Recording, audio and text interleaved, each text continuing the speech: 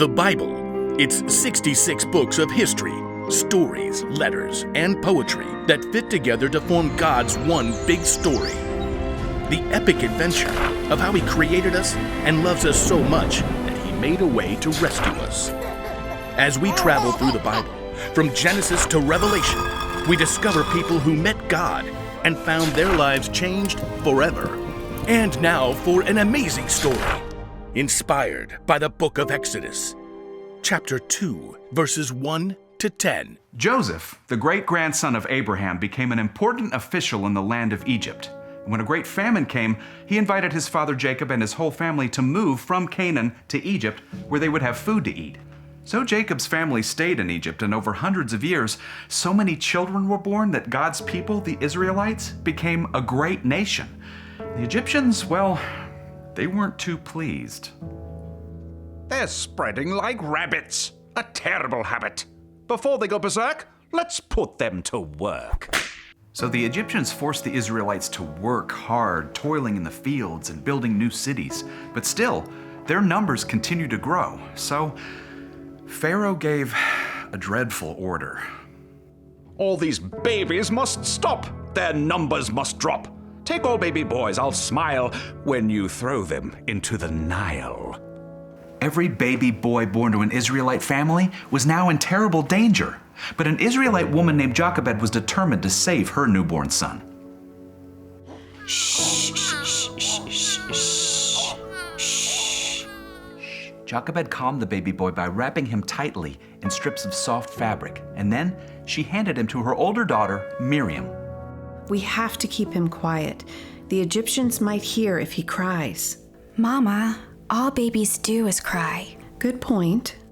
For 3 long months, Jochebed and Miriam managed to keep the baby hidden, but his little lungs were growing strong and loud. Mama, there's soldiers on the street. Shh, baby. They're right outside. They're by the door. They kept going.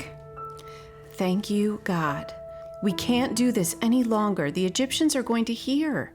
We could take him away. They'd never let us leave. We have to hide him somewhere close. The field? Wait, the river. The river? That's where the Egyptians want to put him. Which is why they'll never look for him there. Run down to the market and buy a big basket. Oh. We can put your brother inside. He'll float in the reeds. Near that big willow tree by the bend in the river. He'll be safe. So Miriam went to the market and bought a sturdy basket, and then Jochebed coated it with tar so the water couldn't get in. I'll put one of my blankets inside to make it soft. Jochebed slipped her baby boy into the basket, and together, she and Miriam carried him down to the river. God keep you safe, little one. Gently, she set the basket in the water between the reeds. Miriam, stay nearby and watch. What if someone comes? God will show you what to do.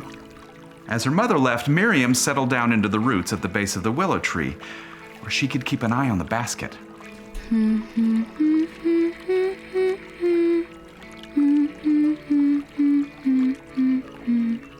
The murmur of the water and the hot sun nearly put Miriam to sleep. Oh, he needs something. She started to stand, but realized just in time she wasn't alone. A group of women were approaching the water. One of the girls wore a beautiful robe and a circle of gold on her head. The princess. What will she do if she sees me?